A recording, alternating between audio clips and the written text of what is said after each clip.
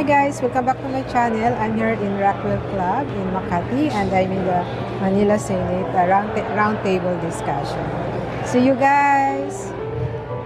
Press! Yeah! So thank you for inviting us. Right? So again, we have an impending El Niño. Right? So mainit. Right? So biglang slowly nagkakaroon ng perfect storm of events. Right? So again, wala tayong magagawa. Right? But these are the realities. Dati we don't care. Ngayon kasi it's slowly tinatamaan tayo.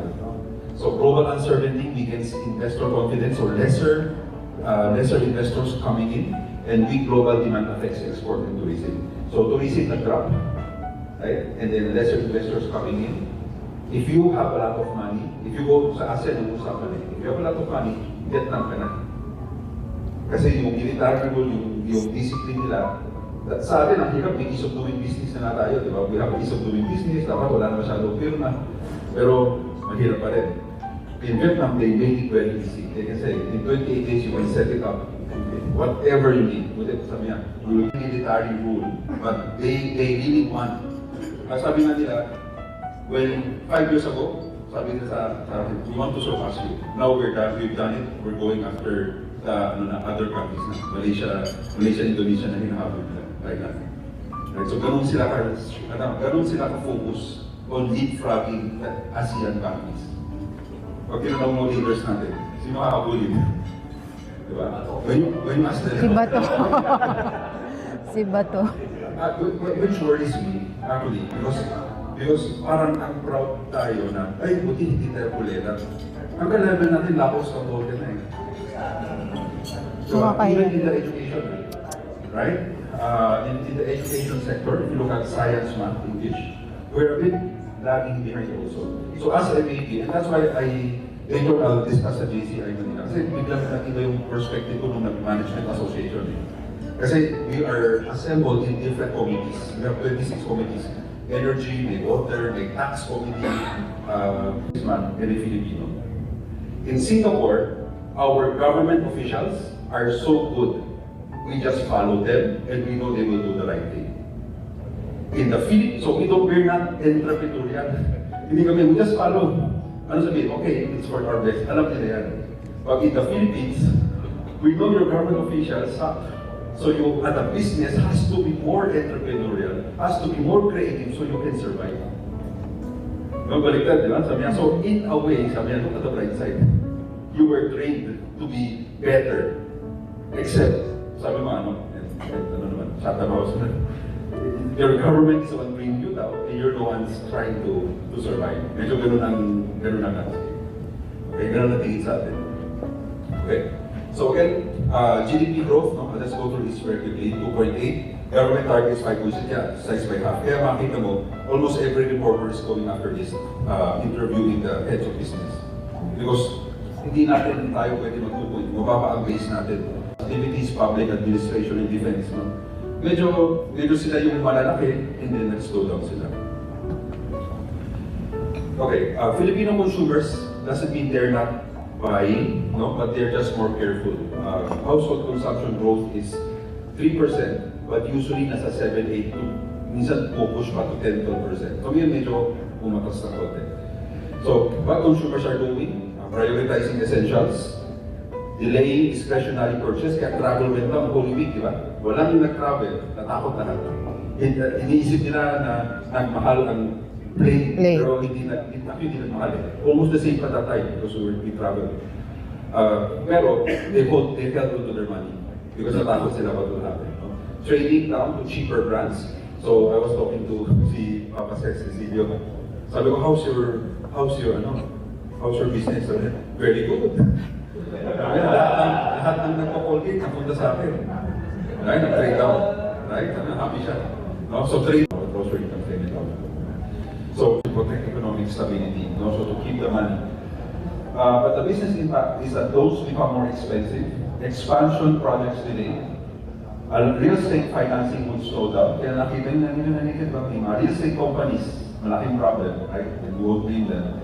Pero hirap sila to service their debts already, no? And SMEs are now facing tighter credit. So the risk ahead possible additional rate hikes if inflation continues to go up. So if inflation goes up, habulin ng central bank to increase the interest rates. Slower business expansion, right? So utang, mahirapan kasi mag-utang. Your business math won't follow. And then lower consumer borrowing capacity. Di na sila So which industries would be affected by this? No? So, a lot of the sectors under pressure would be transportation, manufacturing, retail, real estate, SMEs, and tourism and hospitality. Okay? So, you can, sabi nga diba sa COVID, nandito na natin ito sa COVID. Diba? Ang labanan sa COVID, nung nabuhay, is to manage the suppliers the best. Suppliers, kasi hindi ka nakakaw ng pera, hawak ko lang, pwede pagtulungan tayo. Right? Rather than wala kang cash in. So you manage not the operations, but the payment, the cash. Certain cash flow management, delaying non-essential expansion. Operational discipline, so improve your efficiency, reduce your wastage, no? Again, basic, no? Review your supply chain, but you can, what's bugging you down, and how can you be more efficient there. Renegotiate supplier contracts. Other strategic moves, diversify your revenue streams. So, parang sabi ko, kabalik ng COVID ng konti, baka maraming digital channels mag-open.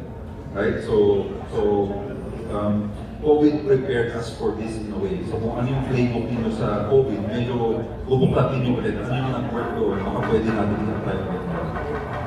Invest in automation and AI, build local sourcing capability, so you're not dependent on international for forex, no?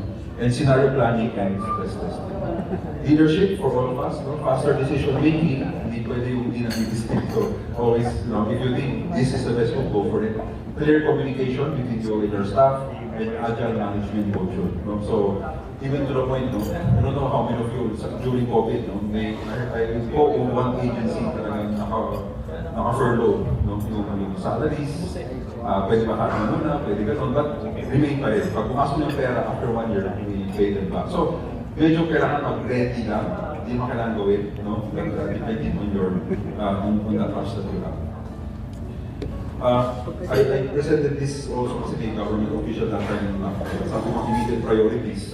Tomorrow you'll see one of our statements, sabi namin, hindi kasi inapprove yung very harsh yung statement ko so hindi man yung government board ko, no? But I was saying, stop the circus in the Senate.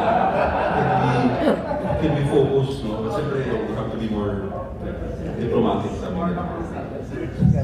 Can we focus on that country? Diba? So sabi ko, but because of that, immediate priorities, food security, energy stability, fuel supply, faster infrastructure spending. So when I was in Malacanang with the business groups kasi, so I lead the business groups, we gather with ES, Secretary. Yun ang lagi namin sinasabi. Simple lang. Food security, make sure yung supply mabilis. Energy stability, which is hindi pa rin nagawa, sabi ni Sharon, sabi ni Secretary Garin, aabot, pero hindi na umabot yan. Medyo puro gano'n ang project. So again, no? So may ganung perspective, no? So faster policy execution, public-private cooperation, no choice like that. So this is not time for political distraction, this is time for economic security. Stage, our second panelist, Mr. Charles Bach.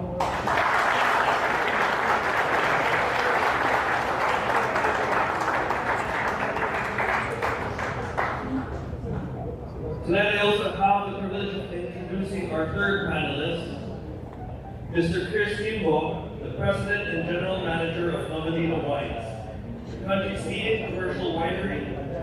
Under his leadership, Novelino has become the undisputed market leader.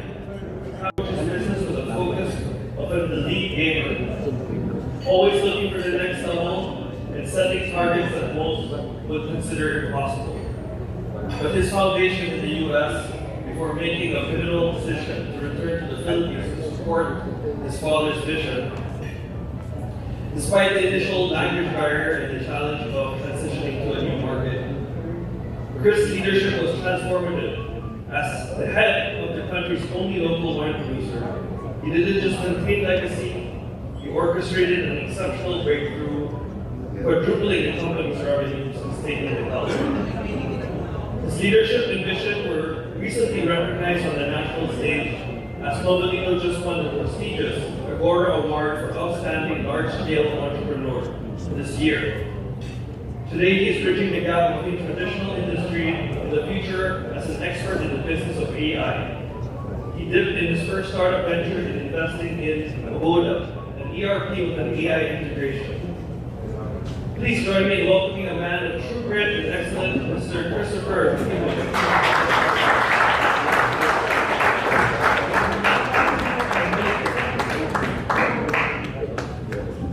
Finally, tonight's moderator to guide us through today's discussion is our 2018 JCI Manila President, Dr. Esquivias.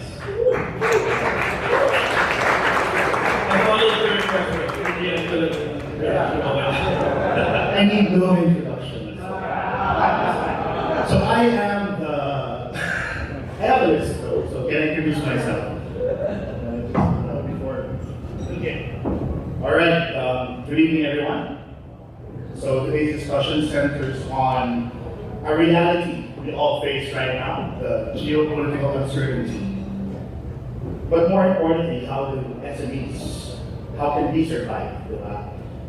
The goal tonight is actually how to translate and make all sense of all of these happenings that's going on, both internally in the country and outside. So how is it to translate to us? We're just small, medium enterprises, doing our jobs, doing our work, doing business, but how do we navigate through all of these happenings and risks? So please, I am the moderator tonight, but let's make this one a little bit of a hybrid type of moderating, okay? We also, let's give a round of applause to Sendon again. He basically gave everything already. Right? So Chris and I were, okay, but let's just start out here. But Sen, like all in boxes and highlighted already, summarized for our shows. Okay, so without further ado, let's all give a round of applause again to our panelists and let's start. Ikaw yung nasa bigay ni Sen Nico Vargas na expert overview daw. Then everything stops, right? So I think that's the basic challenge. So, and I don't think it will come down soon, or it will come down forever. Actually, that's my question. Do you think that the energy shift with this war, is it a temporary turbulence, or do you think this will be a really fundamental environmental difference already moving forward, even after the war? Actually, tumalon tayo sa digital during COVID. Kahit yung mga matatabi na nagtuto ng Gcash. Diba? Natulong na sure. Ngayon, the world forced us naman to become sustainable. Yung lahat ng solar, EVs, lahat ng mga hindi to remove that dependency away. Pero since we're not there yet, then it's going to be a slow movement towards that. Guys, ganito pala.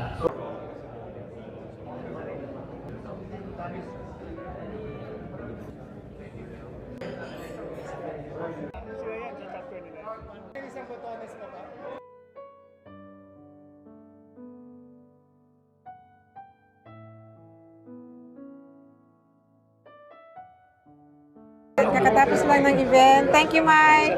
See you.